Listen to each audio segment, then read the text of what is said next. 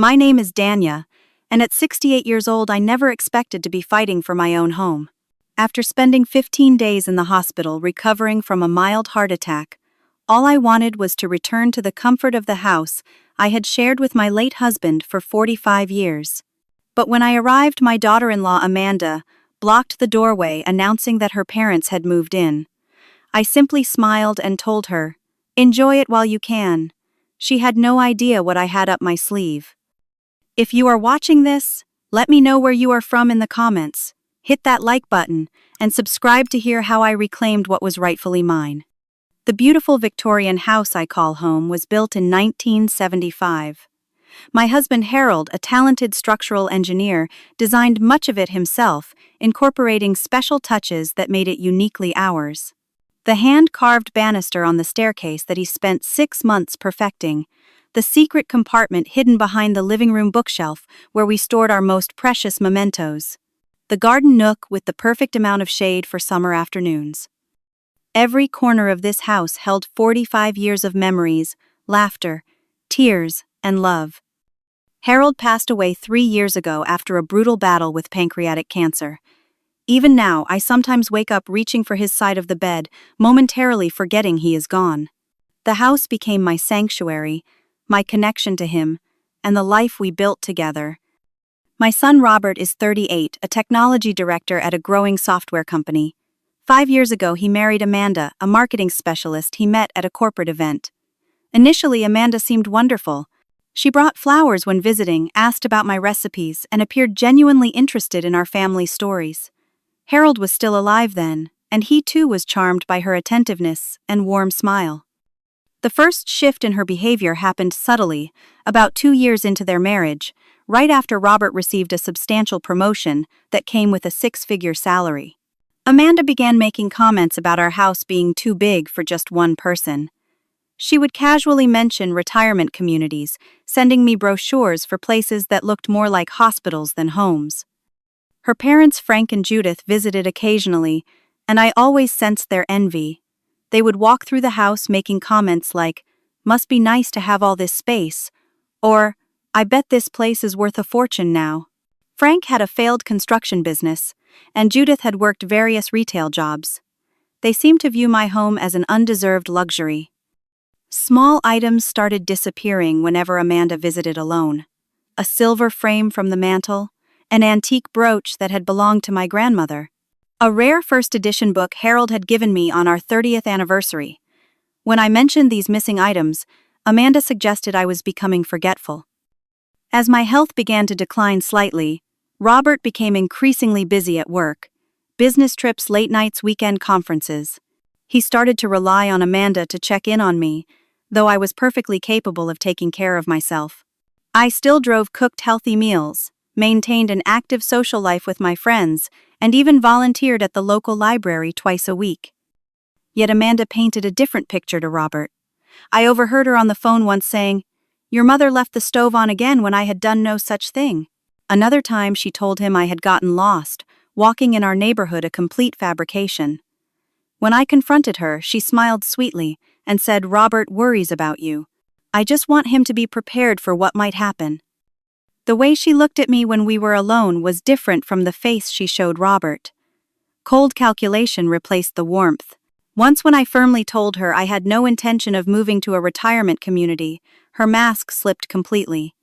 "This house is wasted on you," she snapped. "Do you know what Robert and I could do with a property like this? We could sell it and buy something modern, something that makes sense for our future." When I reminded her the house was mine, she replied, "For now, Danya. For now." I never told Robert about these interactions. He adored Amanda, and I feared creating a rift between us.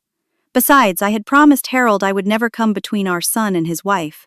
So I remained silent, watching, waiting, and growing increasingly uneasy about Amanda's true intentions. The day I collapsed in the garden started like any other. I was pruning my roses, enjoying the spring sunshine, when a crushing pressure squeezed my chest. My neighbor Barbara found me and called the ambulance. The doctors later explained I had experienced a mild heart attack, nothing too serious, but they wanted to keep me for observation due to my age. What was supposed to be a 3-day stay extended to 15 as they adjusted my medications and monitored my heart rhythm. Those 15 days were some of the loneliest of my life. Robert visited only 3 times, never staying longer than 20 minutes. Each time he seemed distracted, constantly checking his phone for emails or messages. Amanda accompanied him only once on his second visit. She stood near the door the entire time, glancing at her watch every few minutes, and eventually urging Robert that they would be late for dinner with her parents. As they left, I noticed her whispering something to a nurse at the station, gesturing back toward my room, with a concerned expression I knew was purely for show. My daily phone calls with Robert grew shorter and less informative. When I asked about the house, he gave vague answers. "Everything is fine, Mom. Amanda is taking care of things." When I inquired specifically about watering my garden or collecting my mail, he assured me Amanda had it all under control. The one bright spot during my hospital stay was Martha, a night shift nurse in her mid-60s. After catching me crying silently one evening, she began stopping by during her breaks to chat. Martha had a warmth about her that reminded me of my older sister, who had passed years ago. She brought me decent coffee from the staff room, smuggled in cookies from the bakery across the street, and most importantly, offered genuine companionship. "Something about your daughter-in-law rubs me the wrong way," Martha confided one night after seeing Amanda during her brief visit. "The way she talks to the doctors but never to you directly, like you are not even in the room." Martha also overheard a conversation between Amanda and her mother Judith outside my room one afternoon when they thought no one was listening. "The doctor says at least another week," Amanda had said. "Perfect timing. Dad has already moved most of their stuff in, and we can finish before she gets out." Judith had replied, "Has she signed anything about the house?" Yet Robert promised he would get her to sign those papers. Martha did not hear the rest, but she thought I should know. I thanked her for telling me, though the information sent my heart rate spiking high enough to trigger an alarm on my monitor. The next day, I discovered my purse had been moved from the bedside drawer where I kept it. My wallet was slightly disorganized, and when I checked my phone, several email notifications appeared to have been read. I immediately changed my passwords using the technique my late husband had taught me years ago. On my 14th day in the hospital, Dr. Thompson informed me I could go home the following morning, a day earlier than planned. I called Robert right away, but the call went to voicemail. When he finally returned my call 3 hours later, he explained he could not pick me up due to an important meeting but would send a taxi. There was something off in his voice, a strain I could not quite place. That night I barely slept. Something told me I was about to walk into a situation far worse than I had imagined. My intuition, which Harold always said was my superpower, was screaming warnings I could no longer ignore. Just before discharge, I received a call from Barbara, my neighbor of 20 years. "Dania," she said hesitantly, "I thought you should know before you get home. There are some new people living in your house. A couple in their 60s. They arrived the day after you went to the hospital with a moving truck. Amanda told everyone they are staying permanently." I thanked Barbara for the warning, my hands trembling as I finished packing my few belongings. Whatever I was about to face, I would need all my strength and wits about me. The taxi pulled into my driveway at exactly 2:15 that afternoon. The first thing I noticed were the 3 unfamiliar cars parked in my circular driveway. A shiny red BMW convertible, a white Lexus SUV, and a dark blue sedan I did not recognize. None of these belonged to Robert or Amanda, who drove a Tesla and a Range Rover respectively. Before I could even pay the taxi driver, Amanda emerged from the front door. She was wearing a silk blouse I had never seen before, and had her hair styled differently. Her expression was not one of welcome, but of annoyance, barely concealed behind a tight smile. "Oh, you are back already," she said, blocking the doorway as I approached with my small hospital bag. "I need to tell you something before you come in. My parents are living here now. They sold their house and needed a place. Do not bother them. They have taken the master bedroom." I stood there stunned by her audacity. The master bedroom had been mine and Harold's for over 4 decades. It contained not just our personal belongings, but precious mementos of our life together. "Excuse me," I managed to say, trying to keep my voice steady. "It makes more sense this way," Amanda continued, as if explaining something to a child. "They need the bigger room because there are two of them. We have moved your things to the small bedroom at the back, the one next to the laundry room." I took a deep breath, remembering Martha's advice to stay calm, no matter what I encountered. "I see. And who authorized this arrangement?" Amanda's eyes narrowed slightly. "Robert agreed it was for the best. You were very sick, Dania. The doctors told us you might need care for quite some time. Having my parents here solves everything." This was a lie. The doctors had said no such thing. I had a mild heart attack and was recovering well with no need for specialized care beyond taking my medication and attending follow-up appointments. Rather than argue on the doorstep, I simply smiled and said, "Well, enjoy it while you can." Amanda looked momentarily confused before stepping aside to let me enter my own home. The interior was almost unrecognizable. The antique console table that had stood in our entryway for 30 years was gone, replaced by a modern glass piece that looked like it belonged in a shopping mall. The walls, previously adorned with family photographs, now displayed abstract art prints I had never seen before. In the living room sat Frank and Judith, Amanda's parents. They were watching my television, drinking what appeared to be my special occasion, whiskey, using the crystal glasses Harold and I had received as wedding gifts. Neither of them stood when I entered. Frank merely nodded while Judith offered a smug smile. "Welcome back," Frank said, without taking his eyes off the television. "Feeling better, are we?" Before I could respond, I noticed the cabinet where I kept Harold's memorial items was missing from its place in the corner. A sleek entertainment center stood there instead. "Where is the mahogany cabinet that was there?" I asked, pointing to the spot. "Oh, that old thing." Judith finally turned to face me. "We moved it to the storage room. It was cluttering up the space, and frankly it did not match the new aesthetic." New aesthetic. In my house, the house Harold and I had lovingly decorated over decades. "I want it brought back immediately," I said firmly. "Those are precious memories of my husband." Frank scoffed. "Look, we are just trying to help. This place needed updating anyway. All these old pieces make it look like a museum." "We did not ask for your help," I replied, feeling my anger rise. "This is my home and those are my belongings." Amanda stepped between us. "Dania, please do not get upset. Remember your heart." The doctor said no stress. Another manipulation. The doctor had simply advised a balanced lifestyle, not avoidance of all emotion. "I want to see my room," I said, deciding to assess the full extent of the situation. The small bedroom at the back was indeed next to the laundry room. It had been Harold's home office, barely 10 feet by 12 feet, with a single window overlooking the side yard. Someone had hastily cleared it out with my clothing shoved into the tiny closet, and my personal items piled on the desk and dresser that certainly had not been there before. My beautiful queen-sized bed was gone, replaced by a narrow twin that looked like it had come from a discount store. The bedding was unfamiliar, the pillows thin and uninviting. I checked the dresser drawers, finding my clothes wrinkled and disorganized. Many items seemed to be missing altogether. The jewelry box that had sat on my vanity was nowhere to be seen. When I returned to the living room to ask about my missing possessions, I discovered Frank attempting to open my private safe hidden in the study closet. He did not hear me approach, too focused on trying different combinations on the digital keypad. "Can I help you find something?" I asked coldly. Frank jumped, then attempted to look casual.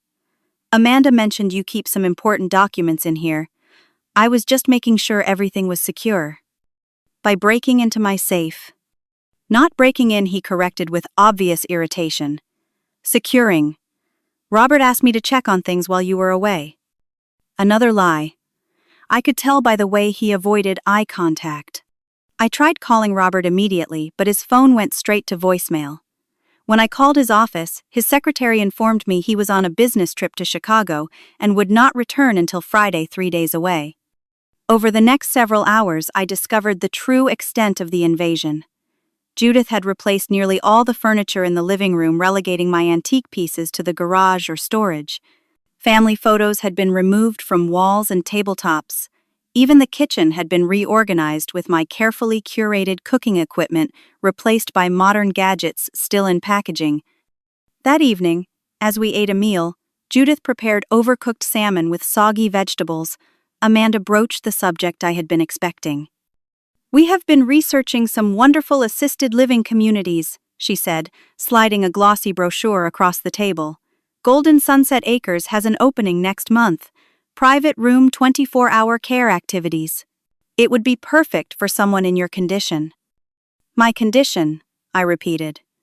"You mean being the owner of this house?" Frank laughed as if I had made a joke. "Dania, be reasonable. You just had a heart attack. You cannot live alone anymore. It is not safe." "I had a mild cardiac event that is now under control with medication," I corrected. "And I have lived independently quite successfully since Harold passed." Well, that was before Judith chimed in. "Things change. At your age, decline can happen rapidly." I looked at each of their faces.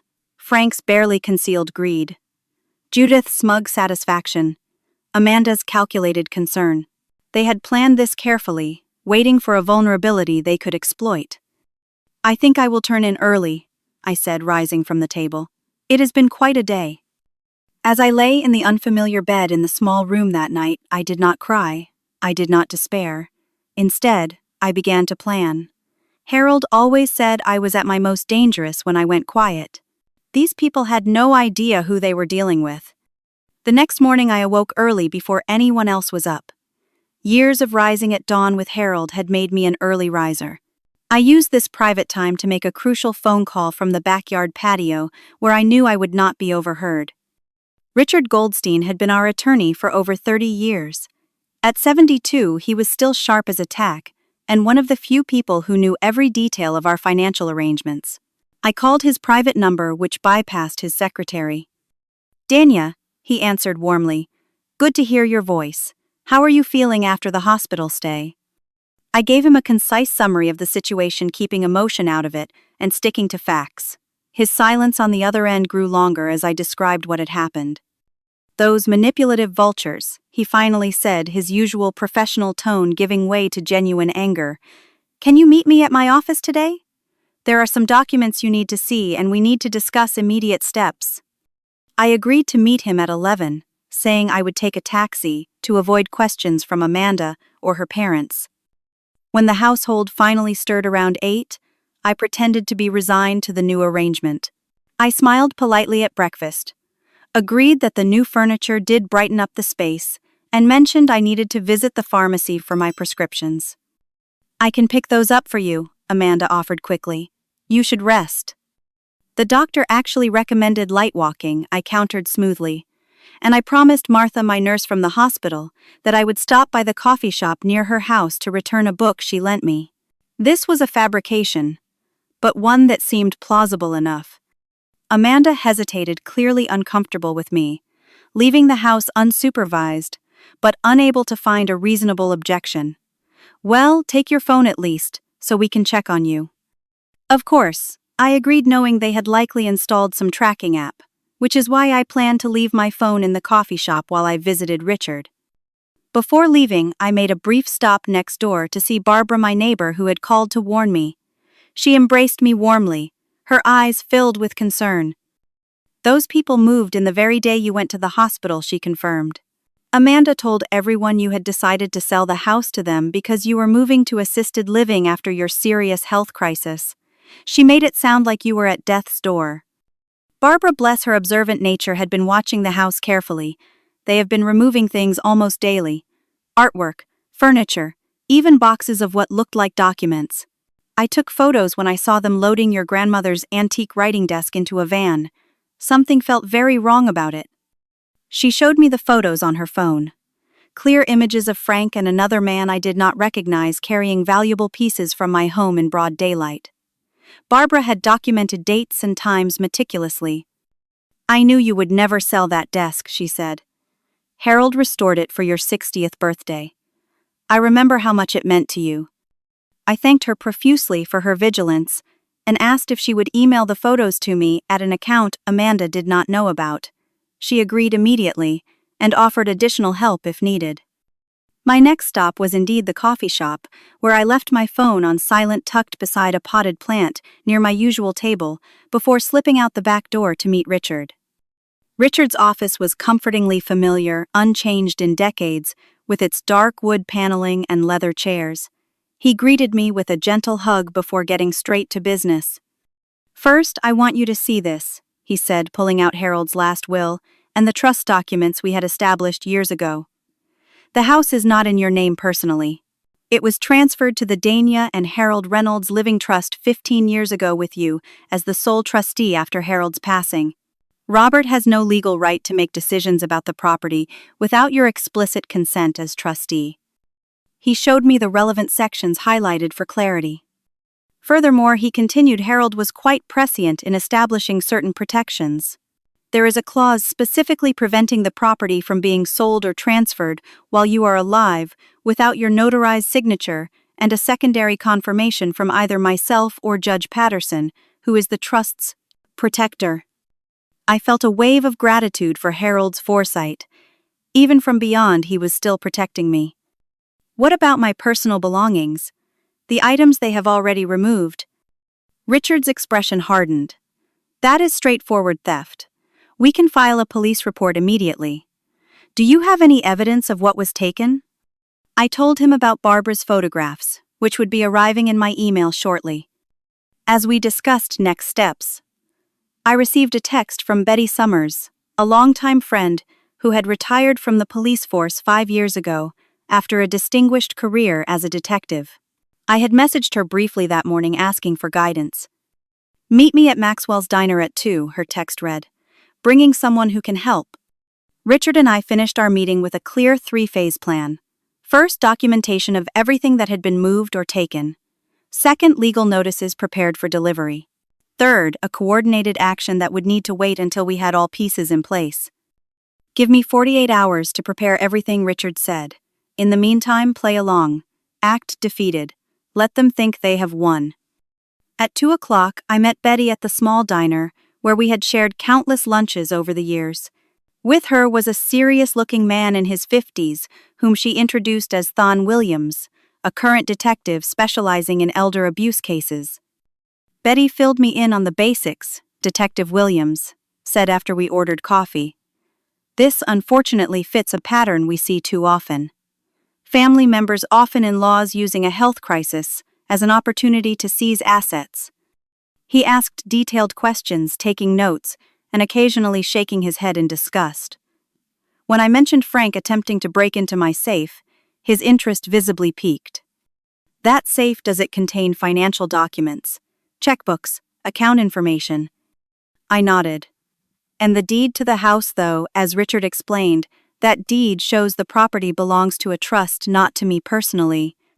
"They were likely looking for anything they could use or modify," Detective Williams explained. "In cases like this, we sometimes see forged signatures, altered documents. Do you have reason to believe your son is actively participating in this plan?" This was the question that had been haunting me. Was Robert aware of what Amanda and her parents were doing? Had he approved it? Or was he somehow being manipulated as well? "I am not certain," I admitted. "Robert has been increasingly distant, but that could be Amanda's influence. He did not visit me much in the hospital, but he has always been career-focused. I need to speak with him directly alone before I can answer that." "That would be helpful," the detective agreed. "If he is being deceived as well, it strengthens the case against the others." Betty reached across the table and squeezed my hand. "We will figure this out, Dania. These vultures picked the wrong woman to mess with." I returned home with a renewed sense of purpose, my earlier fear replaced by determined focus. I spent the rest of the afternoon quietly observing, noting every changed item in the house, every missing object I could identify, creating the documentation Richard and Detective Williams had requested. When Robert finally called that evening, Amanda immediately took the phone to another room, returning several minutes later to report that he had been delayed in Chicago and would not return until Saturday, now 2 days later than planned. I nodded as if accepting this information while making a mental note to visit Robert's office the following day. His assistant Janet had always been fond of me, and I suspected she might provide more accurate information about his whereabouts. That night, while retrieving a glass of water from the kitchen, I overheard Frank and Judith speaking in hushed tones in the dining room. Once the old lady is in that care home, we can finish clearing everything out, Frank was saying. Amanda says the paperwork is almost ready, just needs Robert's signature when he gets back. What about the trust thing? Judith asked. You said there was something complicated about the ownership. Working on it, Frank replied confidently. I have a guy who can backdate documents. By the time anyone figures it out, the house will be sold and the money safely offshore. I slipped away before they could notice me, their words confirming my worst suspicions. This was not just opportunistic taking advantage of an elderly relative. This was a calculated, potentially criminal conspiracy. The next day, I visited Robert's office under the pretense of dropping off some mail that had arrived for him. Janet, his executive assistant for the past 7 years, welcomed me warmly. Oh, Mrs. Reynolds, how wonderful to see you up and about. Robert told us you were quite ill. Much better now. Thank you, I replied. I was hoping to catch Robert, but Amanda mentioned he is in Chicago until Saturday. Janet looked confused. Chicago? No, he just returned yesterday. He is working from home today because he wanted to be there when you got out of the hospital. She immediately looked embarrassed, realizing she had revealed something I apparently did not know. I see, I said carefully. There must have been a miscommunication. Do you happen to have his home office number? My phone seems to have deleted some contacts. Janet provided the number, still looking concerned. Is everything all right, Mrs. Reynolds? You seem troubled. Just sorting out some confusion, I assured her.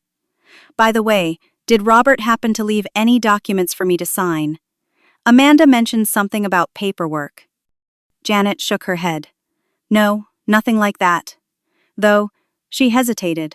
There was a woman who came by last week, claiming to be your healthcare proxy. She wanted copies of Robert's power of attorney forms from the company files. I told her we could not release those without proper authorization. Another piece of the puzzle clicked into place. They had been trying to access any document that might give them control over my affairs. I thanked Janet and left immediately, calling Robert's home office line from a public phone in the building lobby. To my surprise, he answered on the second ring. Hello, who is this? He sounded tired, cautious.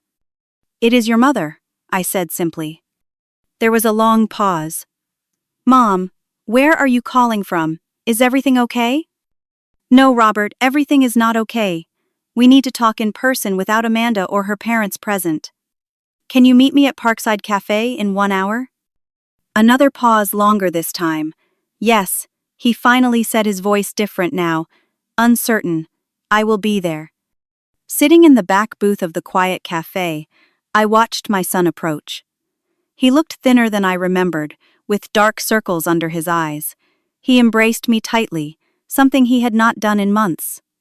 Mom, he began, his voice breaking slightly. I had no idea you were out of the hospital already.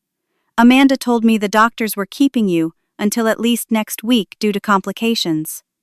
I studied his face carefully. Robert, when was the last time you actually spoke to my doctors? He looked confused. Amanda has been handling all of that.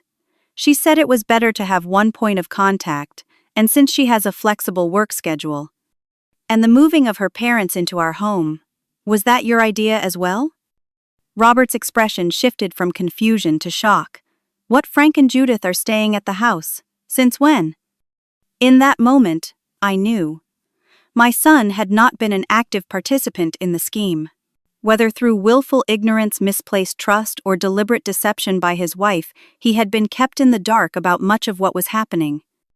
Over the next hour, I filled him in on everything. The theft of family heirlooms, the displacement of my belongings, the conversations I had overheard about sending me to a care facility. With each revelation, Robert's face grew paler, his hands clenching into fists on the table. I trusted her, he said, finally, his voice barely above a whisper. She told me she was taking care of you, that the house was being maintained exactly as you left it. I have been working 16-hour days on this Chicago merger, calling home for updates. He trailed off, the implications of his own words sinking in. She has been lying to me all along, hasn't she? I reached across the table to take his hand. I believe so, yes. The question now is what we are going to do about it.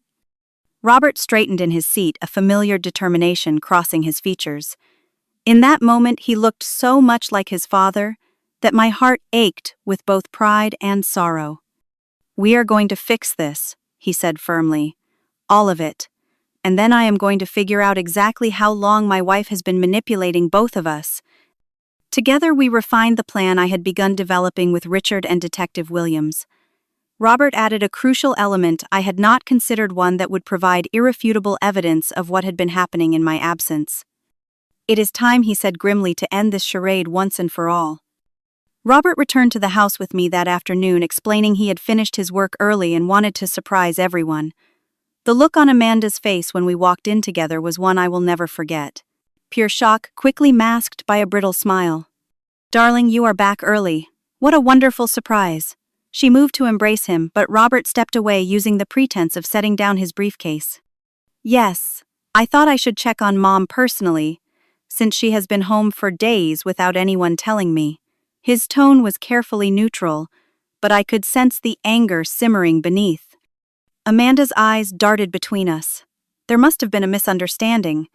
I told you she was coming home soon." "Soon," Robert repeated. "Not 3 days ago."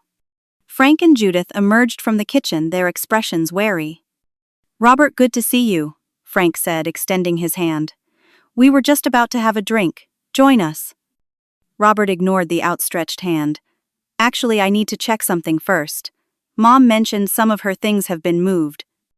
Without waiting for a response, he walked directly to the garage where Barbara had reported seeing items being stored. I followed along with a visibly nervous Amanda. The garage was filled with furniture, artwork, and boxes. My antique dining set, Harold's reading chair, the paintings from the upstairs hallway. Even the memorial cabinet was there, shoved unceremoniously against the back wall. "What is all this?" Robert demanded, turning to Amanda. "Just some rearranging," she replied quickly. "Your mother's things were cluttering the house, and with her needing more space to maneuver after her health scare, we thought." "My mother had a mild heart attack," Robert interrupted. "Not a stroke or mobility issues. She does not need more space to maneuver. She needs her home respected." Amanda's demeanor shifted then, her false concern giving way to defensiveness. "We were trying to help. This house is enormous for one person. It makes sense for my parents to use the space, especially with your mother's uncertain future." "Uncertain future," I echoed. "The only uncertainty was created by you, Amanda. My doctors expect a full recovery with proper medication." Robert had moved deeper into the garage, examining boxes. He pulled out his phone and began taking photographs of the displaced items. "Why are Mom's financial documents in this box?" he asked, holding up a folder clearly labeled banking records. Before Amanda could answer, we heard a crash from inside the house. We rushed back to find Judith frantically gathering up what appeared to be credit cards that had spilled from her purse onto the kitchen floor. Robert knelt down and picked one up before she could stop him. "This has my name on it," he said slowly. "This is a supplementary card to my personal account. I never authorized this." He picked up another. "And this one, too." Judith straightened, attempting dignity. "Amanda added us as authorized users for household expenses while we help with the house." Robert turned to his wife. "You added your parents to my personal accounts without telling me." "It was temporary," Amanda insisted. "Just until we sorted out the living arrangements. They sold their house. They needed some financial flexibility." "They sold their house," Robert repeated. "So this was never about a short-term visit. You moved them in permanently, without discussing it with me or my mother." The confrontation escalated quickly from there. Amanda began crying, claiming I had turned Robert against her, that I was manipulating him with exaggerated stories about her behavior. Frank attempted to intimidate, threatening legal action if they were thrown out after an agreement had been made. When Robert demanded to see this supposed agreement, Frank backpedaled, saying it had been a verbal understanding between him and Amanda. Throughout this heated exchange, I remained calm, observing the increasingly desperate tactics being employed.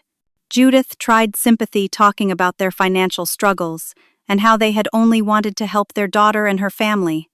Amanda switched between tears and anger, accusing me of jealousy and meddling. While this was happening, I noticed Robert quietly typing something on his phone. Moments later, he placed it face down on the bookshelf, the camera lens barely visible beneath a decorative object. The true breaking point came when Robert discovered a recording device hidden in a decorative box in my bedroom, a small voice-activated recorder that had captured my private conversations and phone calls since returning from the hospital. "You have been spying on my mother," he asked, his voice dangerously quiet. "We needed to monitor her," Amanda justified.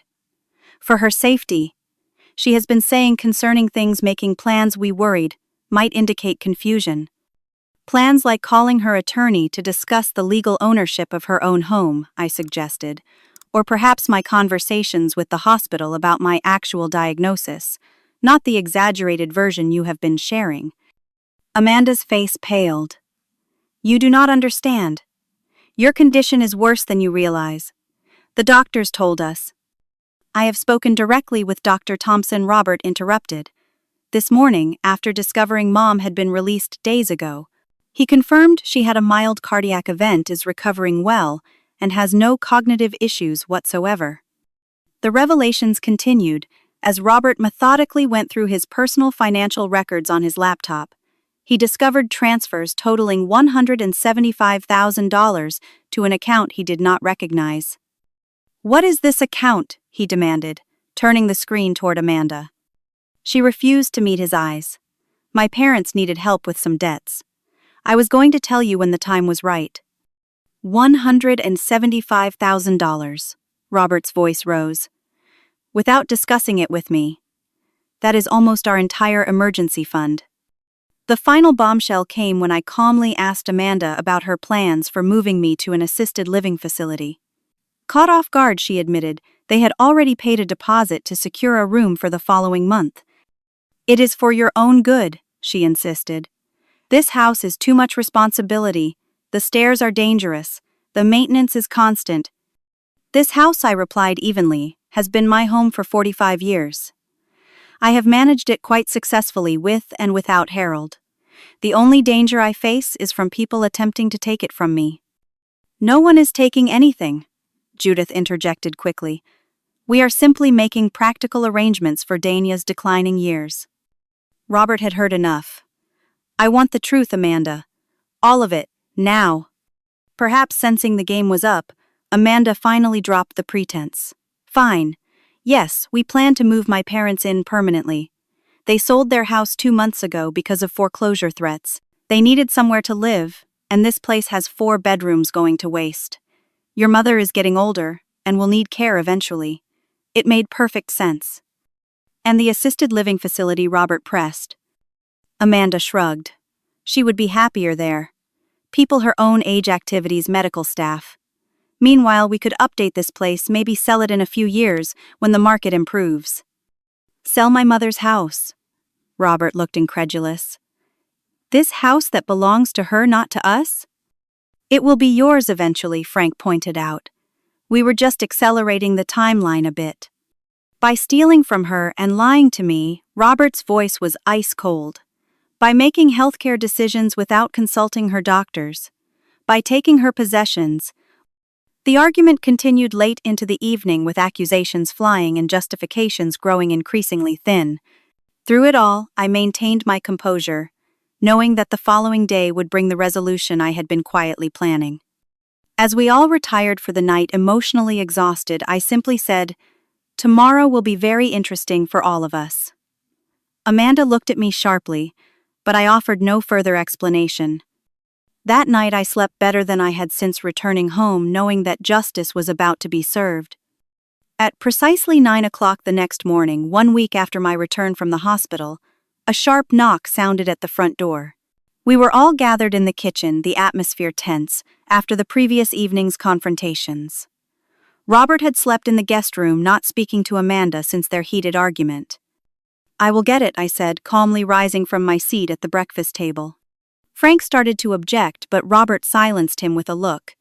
"Let my mother answer her own door in her own house." I opened the door to find Detective Williams standing on the porch, accompanied by 2 uniformed officers and a court official in a dark suit. Behind them, Richard emerged from his car, carrying a leather briefcase. "Good morning, Mrs. Reynolds," Detective Williams said formally. May we come in? We have some official business to discuss regarding your property and possessions. Of course, I replied, stepping aside. We are all in the kitchen. Please follow me. The look of alarm on Amanda's face when the police officers entered the kitchen was almost comical. Frank immediately stood puffing out his chest in a show of authority that seemed pathetic given the circumstances. What is the meaning of this? He demanded.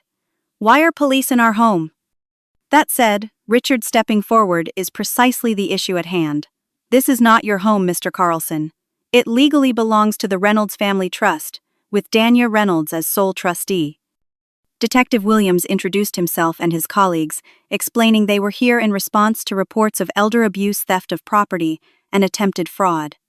This is ridiculous, Amanda protested. We have been caring for Danya during her illness. If anything, we deserve gratitude, not accusations. Richard opened his briefcase and removed a thick folder of documents. I have here the original trust documents establishing Mrs. Reynolds' legal control of this property. He handed copies to the court official. I also have documentation of numerous items removed from the premises without permission constituting theft under state law. Frank scoffed. We were reorganizing, not stealing. Everything is still on the property. Including the antique writing desk sold to Westfield Auction House 3 days ago, Detective Williams asked, consulting his notepad, or the silver collection now located in a storage unit on Maple Street, rented under your name, or perhaps the jewelry currently listed for sale online through 3 separate accounts. The color drained from Frank's face. How did you? We executed search warrants this morning, the detective continued. Based on evidence provided by Mrs. Reynolds and multiple witnesses, including photographic documentation of items being removed from the premises. Amanda turned to Robert, her eyes wide. You knew about this, you set us up. Robert nodded grimly. I suspected something was wrong when I could never reach Mom directly in the hospital. Then when I discovered you had lied about her release date, I contacted Richard. He gestured to the attorney. What I learned was disturbing enough to warrant further investigation. Furthermore, Richard added, addressing Frank and Judith directly, we have evidence that you have filed for bankruptcy protection twice in the past 5 years, most recently 3 months ago. You are currently under investigation by the State Financial Crimes Unit for mortgage fraud relating to your previous residence. Judith gasped, clutching Frank's arm. This was clearly information they had not expected to be revealed. Detective Williams continued methodically. We also have evidence that attempts were made to forge Mrs. Reynolds' signature on several documents, including a power of attorney form and a quitclaim deed for this property. That is a lie, Frank shouted. You cannot prove any of this. Actually, Robert interjected quietly, we can. He picked up his phone from the table and tapped the screen. After our conversation yesterday, Mom, I installed security cameras throughout the house. He turned to Amanda, including in our bedroom and your home office. The footage he displayed showed Amanda at Robert's desk, practicing my signature on multiple documents. Another clip showed Frank on the phone, discussing backdating the old lady's paperwork with someone he called my document guy. Amanda's face crumpled. Robert, I can explain. We were just trying to secure our future. Your mother is old, she does not need all this space, we thought. You thought you could steal from my mother and lie to me. Robert finished for her. You thought you could commit fraud and get away with it. The officers proceeded to the next phase of their visit, cataloging items that had been moved or removed from the house. The court official presented Frank and Judith with papers indicating they were prohibited from removing anything further from the premises. Detective Williams addressed Amanda directly. Mrs. Reynolds, we have enough evidence to arrest you today on multiple charges. However, given the family situation, we are willing to proceed with a formal warning and restraining order at this time, pending further investigation. Restraining order, Amanda repeated, stunned. Yes, I finally spoke up. I am requesting that you and your parents vacate my home immediately and remain at least 500 feet away from me and my property until legal proceedings are complete. Frank attempted one last desperate gambit. You cannot throw us out. We have rights. We have been living here, establishing tenancy. Richard smiled thinly. For 7 days without a lease, without permission from the legal owner and while actively attempting to defraud, said owner. No court will recognize that as established tenancy, Mr. Carlson. The officers informed Frank and Judith they had 3 hours to pack essential personal belongings.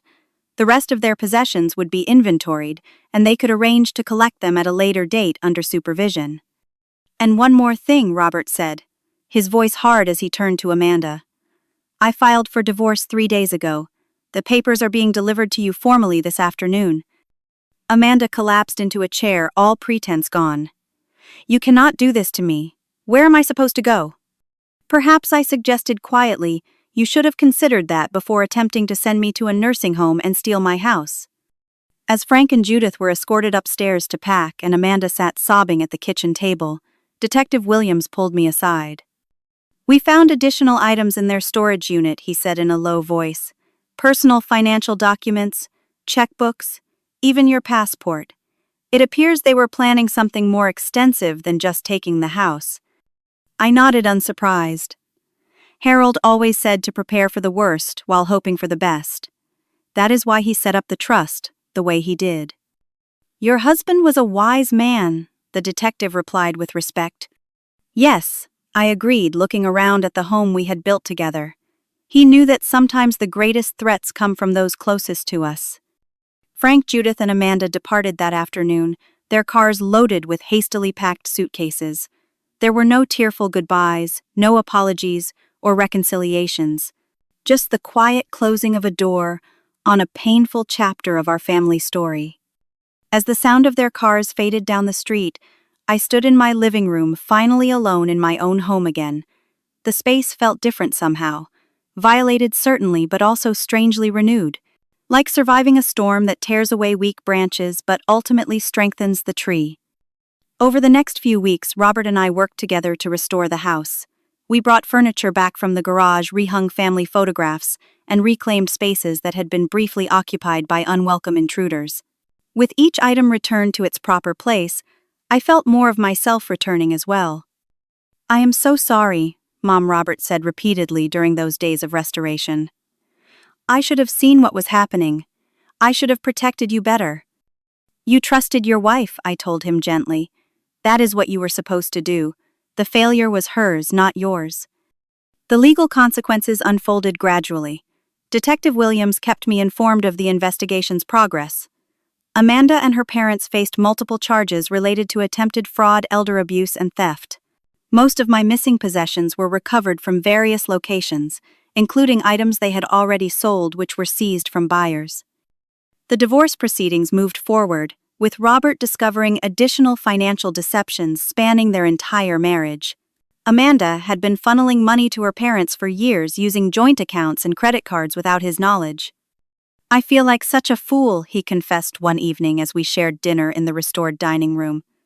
5 years of marriage and I never truly knew her. Sometimes, I replied, we see what we expect to see, what we want to see. It takes courage to recognize the truth when it differs from our hopes.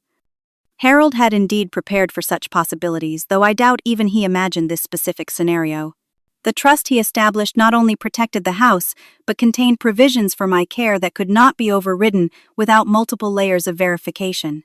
As Richard explained, even if Amanda had succeeded in getting me declared incompetent, the trust would have defaulted to a professional guardian, approved by the court, not to Robert or any family member. Your husband understood human nature, Richard commented during one of our follow-up meetings. He knew that money and property can bring out the worst in people, even family. As spring turned to summer, I made a decision that surprised even myself. I invited Martha, my nurse from the hospital who had since retired, to come live in the guest suite. Having bonded during my hospital stay and remained friends afterward, we discovered we enjoyed each other's company immensely. At 65, she was younger than me, but shared many of my interests and perspectives. Are you sure about this? She asked when I extended the invitation. After what happened with Amanda's parents, I would understand if you wanted your space. This is different, I assured her. This is my choice on my terms with someone I trust. Martha's presence brought new energy to the house. We gardened together, hosted book club meetings, and even took a cooking class at the local community center. The house that had nearly been stolen from me now felt more alive than it had in years. Robert healed more slowly. The betrayal by Amanda left deep wounds that would take time to mend. He threw himself into his work initially, but gradually began reconnecting with old friends, and even joined a support group for people recovering from manipulative relationships. 6 months after the confrontation, I established the Reynolds Elder Rights Foundation, a nonprofit organization dedicated to helping seniors understand and protect their legal rights. Using some of the money Harold had set aside for our retirement travels, I funded educational programs and legal assistance for vulnerable older adults. Detective Williams became a regular speaker at our foundation events, sharing stories of elder fraud schemes and prevention strategies. "Your mother," he told Robert during one such gathering, "has turned a personal trauma into a community resource. That is remarkably rare." The healing journey was not always smooth. I still had moments of anger remembering Amanda's cold calculation, or Frank and Judith's entitled assumption that my home and possessions were theirs for the taking. But with each passing day, those moments grew less frequent and less intense. What surprised me most was how the experience ultimately enriched my life rather than diminishing it. I developed a deeper appreciation for true friendship. I reconnected with my son in ways that might never have happened otherwise. I found purpose in helping others avoid similar situations. 1 year after my return from the hospital, I hosted a garden party to celebrate both my 69th birthday and the formal conclusion of all legal proceedings against Amanda and her parents. Friends, neighbors, and even some of the professionals who had helped me through the ordeal gathered to share food stories and laughter. As the evening sun cast a golden glow across the garden, Harold had designed decades earlier, I raised a toast to the assembled guests. "To unexpected lessons," I said. "May we have the wisdom to learn from them, the strength to grow through them, and the grace to transform them into something beautiful." Later, as guests began to depart, Barbara hugged me tightly. "You know what I admire most about you, Dania. You did not let bitterness win. You fought for justice, but you did not let the experience define you." Her words touched me deeply, capturing exactly what I had been striving for in the aftermath of betrayal. Not to forget or minimize what happened, but to integrate it into my life story, without allowing it to become the central theme. So what lessons did I learn from those 15 days in the hospital and their unexpected aftermath? That preparation matters. That intuition deserves respect. That genuine love does not seek to control or possess. That age brings wisdom worth protecting. And perhaps most importantly, that we are stronger and more resilient than we know until that strength is tested. To those of you watching who may be facing your own battles for dignity, autonomy, or simple respect, I offer this thought. Trust yourself. Trust what you know to be true about your own capacity and worth. The voices that diminish you speak from fear or greed, not from truth. Have you ever had to stand up for yourself when others tried to take advantage? How did you handle it? Please share your experiences in the comments below. Your story might help someone else recognize and respond to similar situations. And if you found value in my story, please like this video, subscribe to hear more life experiences, and share it with someone who might need encouragement today. Thank you for listening. And remember that every challenge we face contains the seed of greater wisdom if we have the courage to nurture it.